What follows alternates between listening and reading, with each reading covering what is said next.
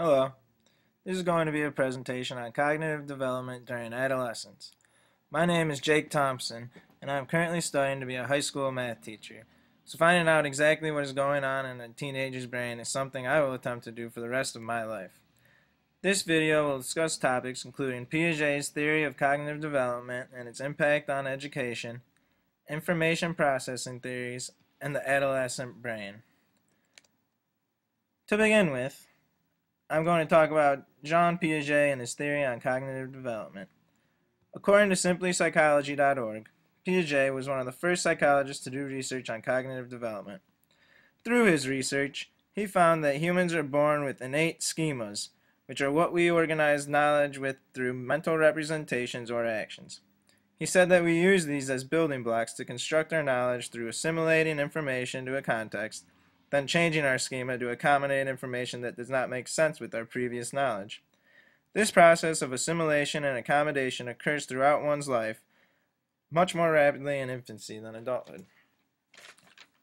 This explains why Piaget believes cognitive development in humans can be separated into 4 universal stages. He believed every child would experience these stages in order, and a stage cannot be reached until the child has been through the previous stage. The first stage is called the sensory motor stage, occurring from birth to about 18 months. In this stage, an infant uses sensory experiences like sight, smell, touch, and hearing to begin developing an understanding of the world around them. At this stage, a child learns object permanence, which means they understand an object exists even when it is not physically present. After the sensory motor stage, a child moves into the pre-operational stage until about the age of 7. Now the child is able to describe their own world with words and pictures, as well as take part in symbolic play. Piaget marks this stage with egocentrism, meaning the child believes that everyone else sees, hears, and feels just as they do. Next, the child moves on to the concrete operational stage, lasting from ages 7 to 11. Alas, the child can perform operations or solve problems mentally using logic. They can only do this with concrete physical objects, though, as they are still unable to hypothesize situations for a problem. Conservation is learned at this stage, where the child knows that an object has the same basic properties even though the physical appearance has been altered. Finally, a child reaches the 4th and final stage of development called formal operational, which occurs from age 11 through adolescence and into adulthood. A child now has the ability to think abstractly and use reasoning to solve problems. Being able to think about situations hypothetically allows the child to lose the anchor of only performing operations on concrete, physical objects. Now a child has the ability to solve algebra problems systematically. Here is an example of the difference between a young boy that cannot yet think about a problem abstractly and a formal operational thinker that uses deductive reasoning to answer the interviewer's questions. If you hit a glass with a hammer, the glass will break.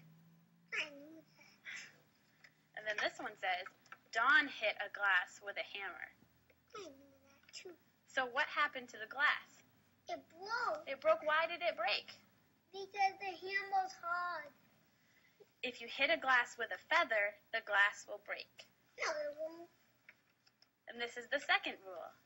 Don hit a glass with a feather. What happened to the glass?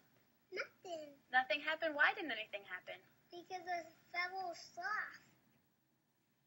First one says, if you hit a glass with a feather, the glass will break. And the second one, Don hit a glass with a feather. What happened to the glass? It broke. And why did it break? Because the rule says if you hit a glass with a feather, it'll break. So if you hit a glass with a feather, it broke.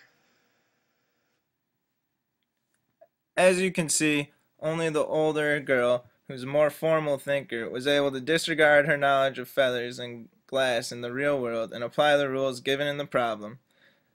Thinking hypothetically is a major breakthrough in adolescence, as teenagers begin making social comparisons to their peers and idealize what they would want their futures to be like.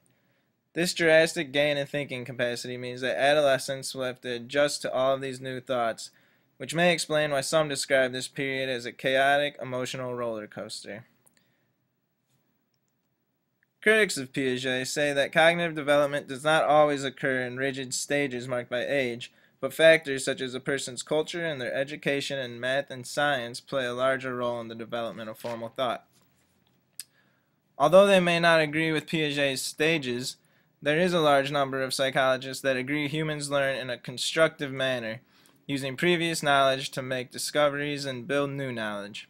Theories from Piaget and other psychologists have led to many changes in education. According to an article by Applefield, Huber, and Moellem, most constructivists would agree that learning is influenced by students constructing their own learning, that new learning depends on what prior knowledge the student has. The roles of interacting socially play a large part in learning, and performing authentic learning tasks to actually get meaningful learning. They believe that adolescents learn best when lessons are problem-based and focus on students directing their own learning with peers or individually, while the teacher plays the role of modeling proper problem-solving skills and assisting students to discover knowledge on their own. Some strategies to achieve this type of learning is always having students work in small groups, selecting complex yet achievable tasks that require problem solving, or requiring students to write in a journal describing their thought process while completing a task.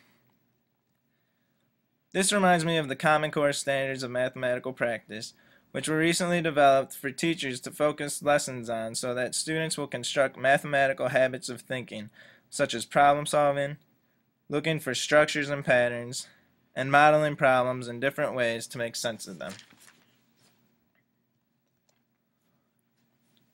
Adolescents are able to think about and solve complex mathematical problems because of the gains they've made in information processing.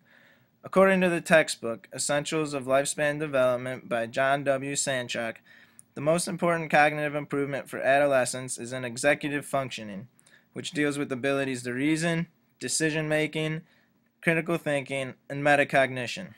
This allows for deeper understanding when learning. The development of the brain also enhances adolescent cognition. Pruning of unused synaptic connections, increased myelination, and less gray matter all lead to the brain running more efficiently.